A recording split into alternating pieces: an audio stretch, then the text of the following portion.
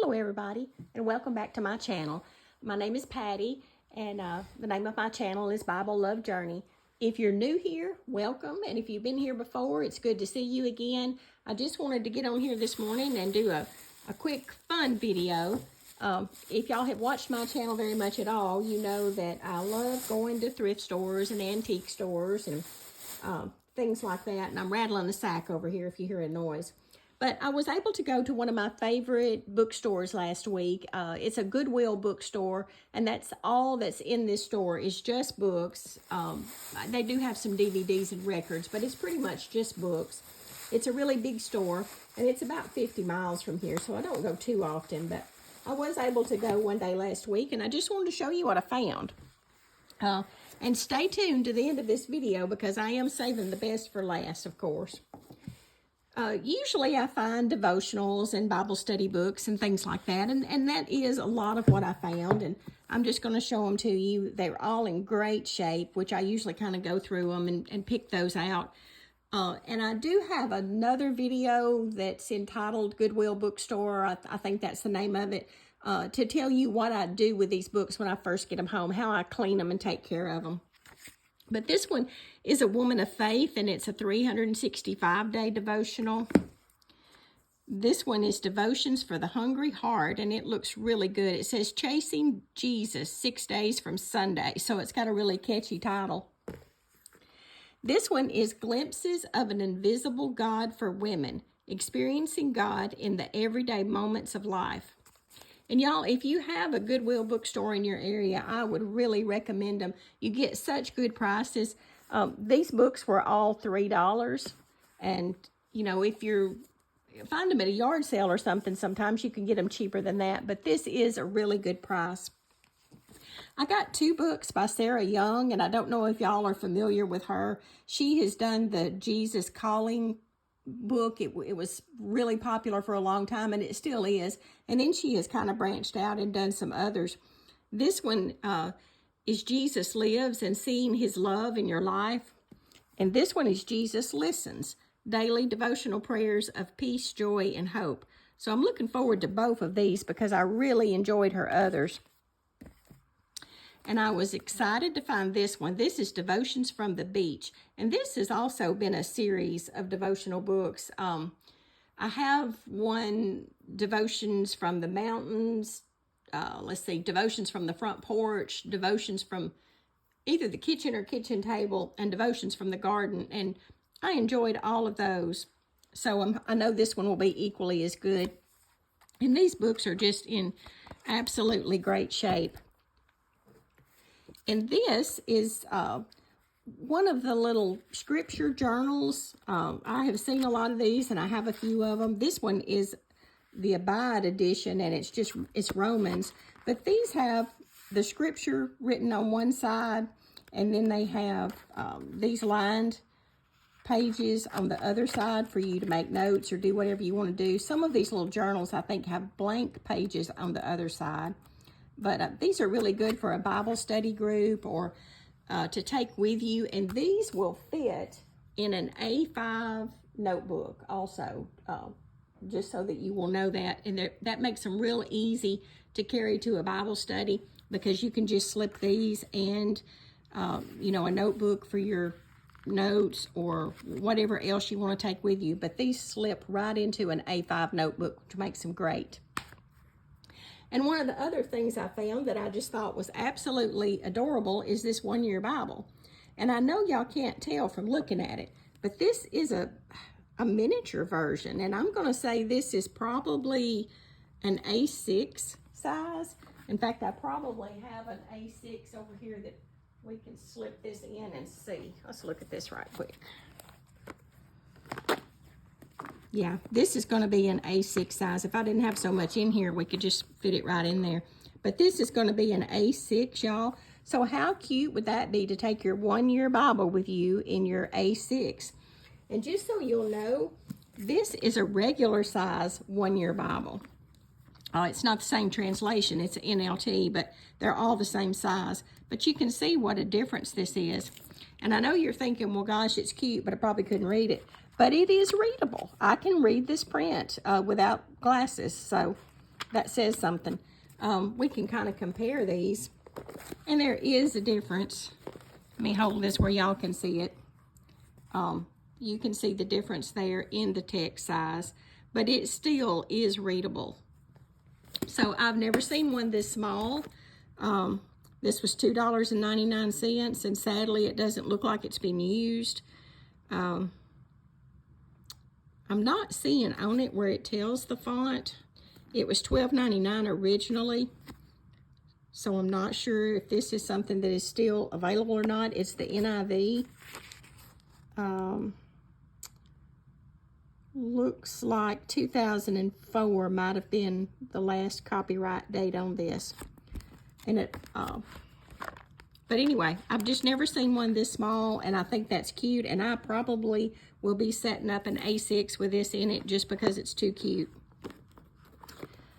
So I was really, really excited to find that. And then I'm going to get to the other sack of goodies that I got.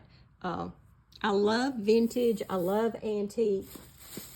So this last sack that I'm going to show you is all vintage. And I have another video that I have shared with y'all about different things that I do with these old hymn books. And so I got an old Methodist hymnal and then the Broadman hymnal. And I think I may have one of these, the Broadman hymnal. But, you know, especially if there is a favorite song that you have in these that you want to frame or fix in something for somebody, you know, it's fine to have more than one copy. You can do all kinds of things with these. So that was a great find.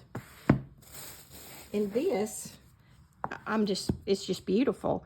And I'm probably going to butcher this name. I think it might be Eagermeyer's. Y'all can look at it, make up your own mind. But it's a Bible storybook. And this is truly vintage, y'all. It looks like it was given to a child from Mother and Daddy in 1954. So that's going to tell you a little bit of something about it. It looks like the copyright was 1947. And it's beautiful. I love the pictures. I love the stories and things like this. And I will probably read every one of them myself. You know, at some point in the future, I may pass it on to somebody else, and it may be in my bookshelf. The pictures are just absolutely gorgeous. Some of them are in color. Some of them are black and white. There was a color one right there. I was going to show you how pretty they are. Isn't that just gorgeous? Jesus heals the blind man. And this is feeding the 5,000 with the boys' lunch. So these are still, would be wonderful stories to read a child today, y'all. These stories haven't changed. Think about how long that, you know, our Bible has been in existence. And I'm seeing this paper clip here, and I'm wondering, did somebody paper clip that as a bookmark, or was this story very important to them? This is story 31, what God's faithful servant saw while he was on a lonely island. So anyway, it's still in great shape, I think. And I was just really, really tickled to find it. And y'all, this was $3.99. So can't say enough about that. And then, to me, this was the ultimate treasure that I found. This is a set of 2 books. And I'm thinking they go together because they were the same binding. One of them's been used more than the other. So let me show you this one first. This one was used more than the other one. And this is Hurlbut's Story of the Bible for Young and Old, Deluxe Edition. And I think the copyright in these was 1928, or it was in the other one. They could be different. Yeah, they are different. This one is 1932. But it's stories about the Bible. It, you know, it has a table of contents. It's just, it starts out with stories from the first 5 books of the Bible, the story of a beautiful garden, and we know this is going to be about Genesis, story about Lot. It's just really pretty. And I noticed that then it has these sort of a slick finish. Y'all can remember when books were that way. The pages were sort of a drier texture feeling to them, and then the picture pages were slick. And this is the 4 gems of the Bible: the 10 Commandments, the 23rd Psalm, the Beatitudes, and the Lord's Prayer. And they're in here so pretty with this fancy artwork and almost, I'm sure it's not gold leaf, but it has a real shine, a metallic to it with what they did around it. But it does have the 10 Commandments all written out, and the Lord's Prayer and the Beatitudes. It's just really beautiful. And there are some colored pictures in this one too, here in the middle. It says there, I'm just going to hold this up and let y'all decide what this name is. Leinweber paintings. But they are beautiful.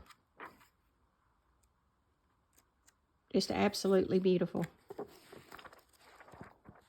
So I'm looking forward to both of these Bible story books. I don't think we're ever too old to read Bible stories. It does have maps in the back of it too. This one, I think, was probably written maybe more for, well, it says young and old, but I'm thinking teens, where this one might be more, you know, say 12-year-olds in that age group. But I'll probably be reading them both, and I'm way beyond 12 several times. But this, I think, is the ultimate treasure, y'all. This is something I had never seen. And it says the New Marked Bible, excuse me, for easy reference. Now, I didn't know what that meant. I had no idea until I opened it up. And I want y'all to look at something. It also has those same sleek pages like the other one did. So I know they were sold as a set. But this is pre-marked. And y'all, I don't know what this makes y'all think of, but when I look at it and I see these different colored markings, there's blue and sort of a pink and sort of an orange, different colored markings, there's a green. The Rainbow Bible. Y'all remember the Rainbow Bible? And I got mine out to look at it with this one. You know, the Rainbow Bible came about in the 80s. And you see the Rainbow Bible is pre-marked. If anybody's not familiar with it, you know, everybody's always showing their Bibles and they're using highlighters and they're telling about their marking systems. Well, the Rainbow Bible just kind of already did that for you. And there's a key in the front of it where different things are marked for different reasons. Let me find that key. I always have to look for it.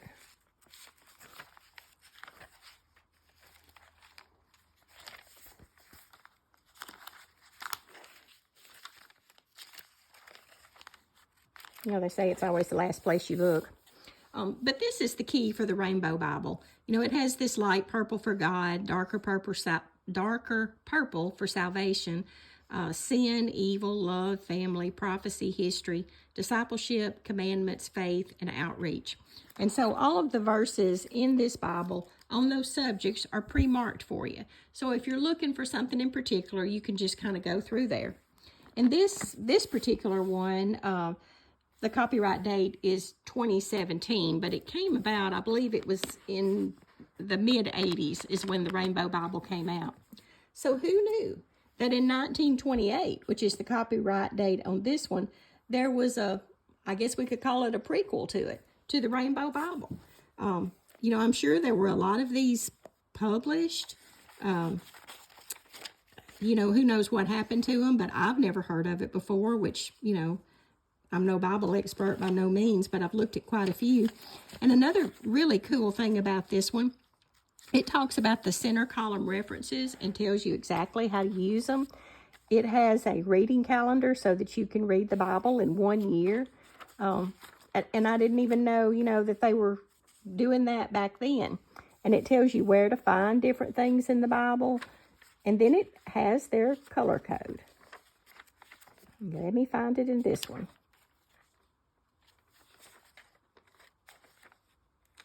Once again, it's going to be the last place I look. But, you know, who knows? I'm sure some of these got destroyed, you know, fell by the wayside, fell apart. And a lot of them are probably in somebody's attic. Who knows? But I just thought it was really neat. And there were some other neat things stuck inside the pages of this Bible. Well, I should have marked that before I got on here. I looked at it earlier. This one does not have as many colors. I think there were only 4 or 5. So they did not go into the depth that like the Rainbow Study Bible went into. I see it now.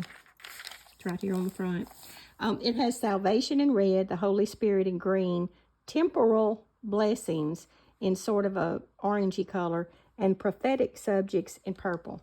So only 4 different things in here, but it's still really neat. And this is a list of scriptures that somebody wrote down, and I'm going to be looking those up and seeing what they are. I noticed a couple of bookmarkers in here, and probably this one is to Mother. May God's love bless you always. That's just so sweet. But I noticed kind of like maybe they had set and made a menu or a recipe. That's not it. Somewhere in here. The pages have never been filled out as far as the to and from and marriages and deaths, that kind of thing. It's in exceptionally good shape, which really pretty much lets you know it probably sat on the shelf most of the time. But by there being a bookmark and a few other things stuck in the pages, I think somebody did get it out every now and then. That may have been inside this that I saw, that little menu. Nope.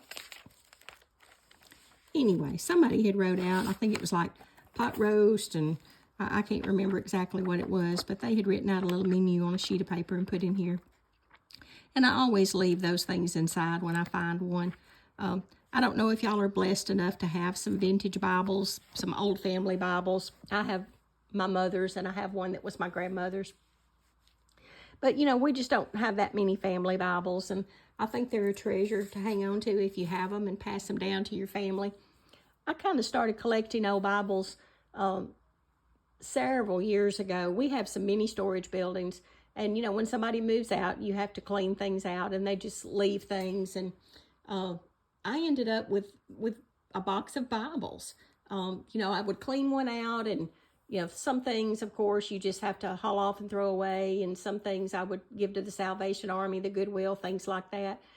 But, you know, I couldn't throw Bibles away, of course, and I just kind of kept hanging on to them. So upstairs, I have a box of old Bibles that, you know, I would run across somebody who needed a Bible and give some away, and I think it's just sad for them to end up with nobody. So if y'all have family Bibles, treasure them, pass them down to somebody that you know that will take care of them. And if you run across a vintage Bible, rescue it. You know, sometimes I put them in my little Bible hospital, I call it. I clean them up and repair a torn page or this or that, or and then pass them on to somebody else. But I'll probably keep this one. I think it's just really neat, and I look forward to looking through it and getting familiar with that marking system a little bit. So that's really all that I wanted today, was to show you these little treasures, and I hope y'all have the opportunity to get out and go to a thrift store or a used bookstore and find some of these treasures. So I hope y'all have a wonderful afternoon, and I would appreciate it if you would subscribe to my channel, and I will talk to y'all later. Bye-bye.